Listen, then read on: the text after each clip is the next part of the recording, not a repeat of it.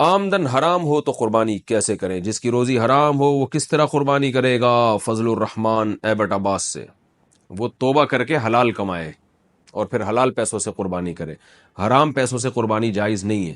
یہ جو بعض لوگ ہیلا بتاتے ہیں کہ حلال قرضہ لے کے قربانی کر کے پھر حرام سے وہ قرضہ ادا کر دے، یہ ہیلا ٹھیک نہیں ہے۔ تو قربانی حلال پیسوں ہی سے کرنی پڑے گی، اور اس کے لیے آپ پورے سال جمع کریں۔ یکم ذی الحجہ کے بعد ناخن اور بال کاٹنا۔ ذی الحجہ کے پہلے 10 دنوں میں بال اور ناخن نہ کاٹنے کی شرعی حیثیت کیا ہے؟ کیا یہ صرف قربانی کرنے والوں کے لیے ہے یا سب مسلمانوں کے لیے ہے؟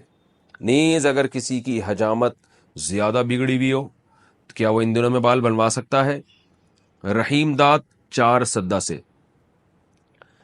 ذی الحجہ کا چاند نظر آ جائے تو حدیث میں آتا ہے کہ وہ شخص جس نے قربانی کرنی ہے، قربانی کا ارادہ ہے جس کا، ہر آدمی کے لیے نہیں ہے، جس نے قربانی کرنی ہے، جس کا ارادہ ہے، ظاہر ہے مالدار کا ارادہ ہوتا ہے، اور اگر غریب کا ارادہ بن گیا ہے، واجب تو نہیں ہے غریب پر لیکن وہ ارادہ کر لیتا ہے، تو اس کے لیے بھی مستحب حکم یہ ہے کہ وہ ناخن اور بال نہ کاٹے، یعنی چاند نظر آنے سے پہلے پہلے کاٹ لے، اور پھر ان 10 دنوں میں نہ کاٹے، اور وہ جب کاٹے جب جانور کے گلے پہ چھری چل جائے۔ یہ افضل عمل ہے، بہتر عمل ہے، لازم نہیں ہے۔ اور یہ افضل بھی اس صورت میں ہے کہ بعض دفعہ یہ ہوتا ہے کہ 40 دن ہونے والے اور ناخن بال آپ نے کہیں کاٹے نہیں ہیں، تو پھر 40 دن کی مدت سے زیادہ تو پھر یہ ناجائز ہو جائے گا، تو پھر ایسی صورت میں بہرحال آپ کو کاٹنے پڑیں گے۔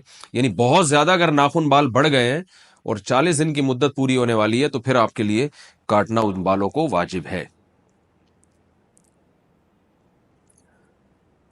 قربانی اپنے وطن میں ہو تو بال وغیرہ کس حساب سے کاٹیں گے؟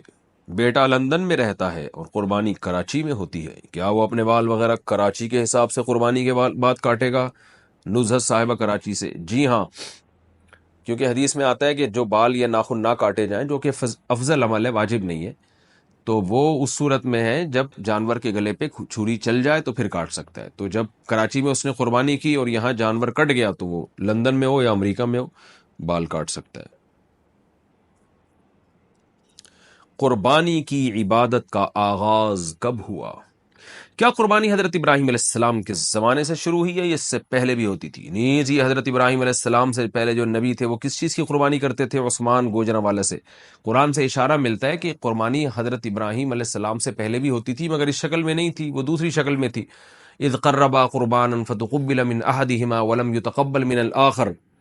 قابیل اور حابیل نے قربانی پیش کی تھی، قابیل کی قبول ہو گئی، حابیل کی قبول ہو گئی، قابیل کی رد ہو گئی۔ تو اس سے بھی متبادر یہی ہوتا ہے کہ انہوں نے جانور ذبح کر کے اللہ کے ہاں پیش کیا تھا، لیکن کوئی صحیح یقینی مستند بات نہیں ہے اس بارے میں۔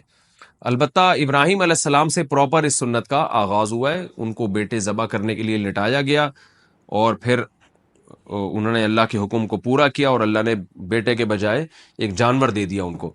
تو ہم جو قربانی کی سنت کو پورا کرتے ہیں وہ ابراہیم علیہ السلام کی سنت کو تازہ کرنے کے لیے، ان کی سنت کو زندہ کرنے کے لیے۔